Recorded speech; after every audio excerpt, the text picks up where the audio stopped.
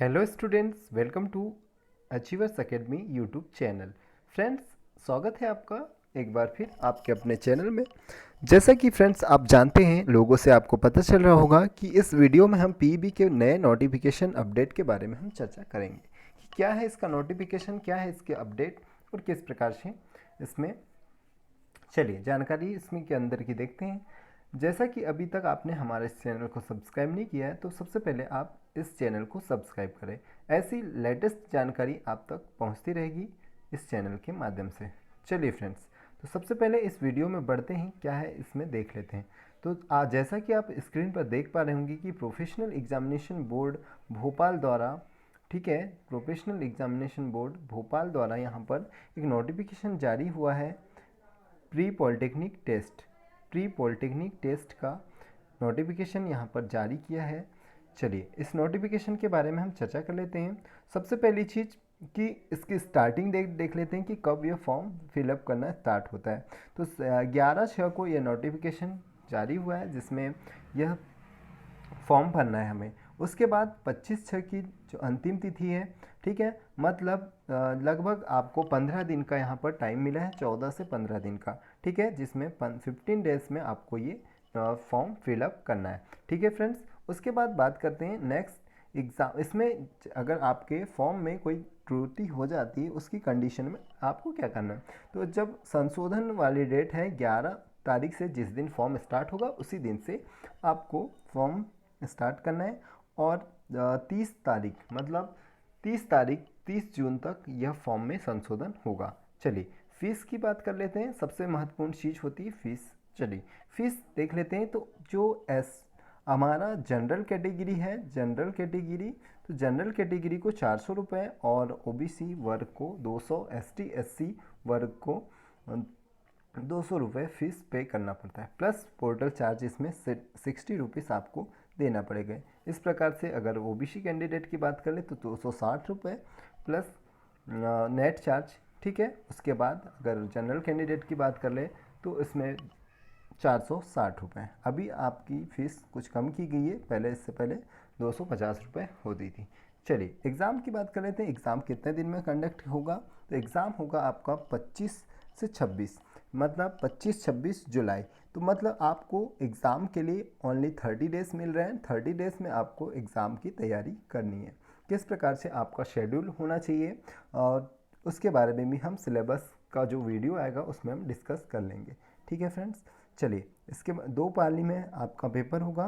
पाली की बात कर लेते हैं, 2 पाली में पेपर होगा, ठीक है, सुबह और दोपहर, ठीक। और नेक्स्ट देखते हैं इसमें, चलिए कौन सी योग्यता आपको। तो बहुत ही खुशखबरी वाली बात है, जो स्टूडेंट अभी जस्ट रिसेंटली पास हुआ होगा या 1-2 साल पहले भी पास हुए, वो भी ये सब फॉर्म फिलअप कर सकते हैं, ठीक है। शासकीय क्षेत्र के अंतर्गत और निजी विद्यालय दिए हुए हैं यहाँ पर।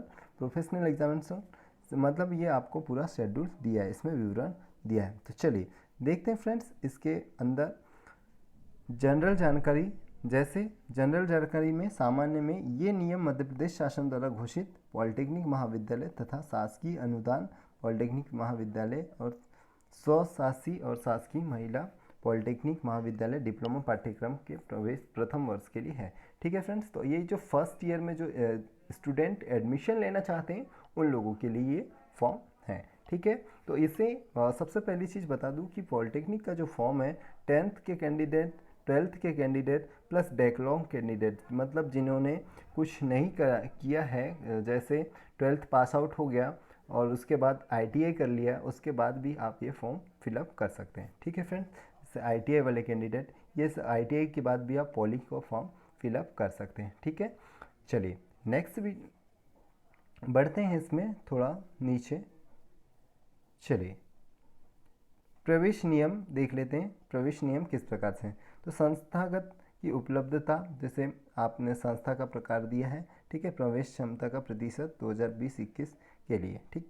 चलिए तो मध्य प्रदेश शासन द्वारा घोषित स्वशासी पॉलिटेक्निक महाविद्यालय और शासकीय अनुदान प्राप्त अशासकीय पॉलिटेक्निक महाविद्यालय तथा स्वशासी एवं शासकीय महिला पॉलिटेक्निक महाविद्यालय।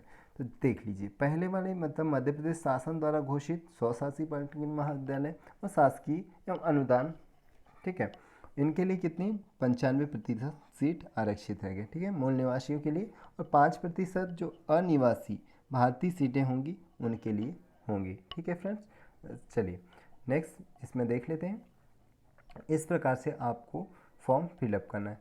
चलिए उसके बाद देखते हैं कि फॉर्म आपको कैसे फिलअप करना है, इसके बारे में हम जानकारी ले लेते हैं। तो सबसे पहले चीज़ आपको ये पता होना चाहिए कि पीबी की मेन साइट से हम इस फॉर्म को फिलअप करेंगे। नेक्स्ट वीडियो में हम इसके बारे में भी चर्चा कर लेंगे, ठीक है। तो ये थी बेसिक सी जानकारी, ठीक। शिक्षण जो ट्यूशन फीस वॉरियर और total tuition fees warrior scheme जो होती वो किन कैंडिडेट्स के लिए होती, ये बहुत इम्पॉर्टेंट है, तो इसके बारे में हम चर्चा कर लेते हैं, ठीक है। तो जैसे AICTE द्वारा शासित संस्थाएं जिनमें गत वर्ष न्यूनतम 30% प्रवेश शुल्क हुए हो, ऐसी समस्त संस्थाओं के 2 से 3 वर्षीय डिग्री, डिप्लोमा और पोस्ट डिप्लोमा पाठ्यक्रम के लिए शिक्षण शुल्क में छूट की योजना अनिवार्य रूप से लागू होती है, जिसमें प्रति पाठ्यक्रम प्रवेश क्षमता में 5% स्थान अधिकतम रूप से होते हैं। ऐसे विद्यार्थी जिनके अभिभावक की वार्षिक आय कितनी से कम होना चाहिए, इसमें कंडीशन है कि 8 लाख से आपकी वार्षिक आय क्या होना चाहिए, कम होनी चाहिए, ठीक है फ्रेंड्स।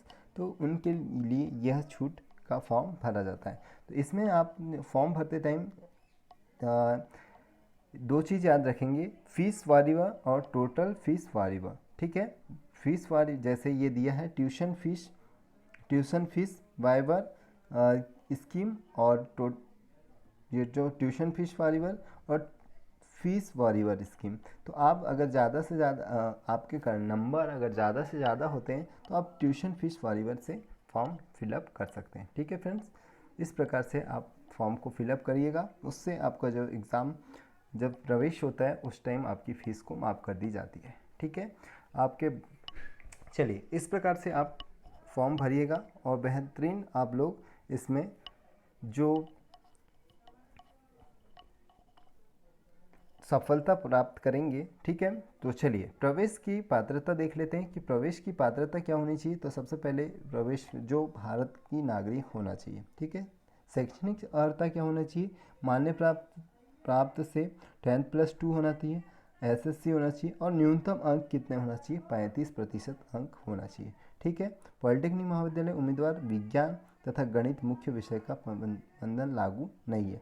मतलब जैसे अगर आप 10th भी है क्लास पास है, 12th क्लास पास है, किसी भी सब्जेक्ट से पास है 12th क्लास, तो आपको ऐसा नहीं कि आपको मैथ्स या बायो या केमिस्ट्री फिजिक्स इसका कोई प्रबंध नहीं है, ठीक है फ्रेंड्स। चलिए उसके बाद आज की वीडियो में बस इतना ही, बढ़ते हैं अगले वीडियो की तरफ। तो सबसे पहले आप लोग इस चैनल को सब्सक्राइब कर लीजिए और बेल आइकन को दबाइए, जिससे कि आपको नेक्स्ट वीडियो की जानकारी, फुल जानकारी मिलती रहेगी, ठीक है। Thank you.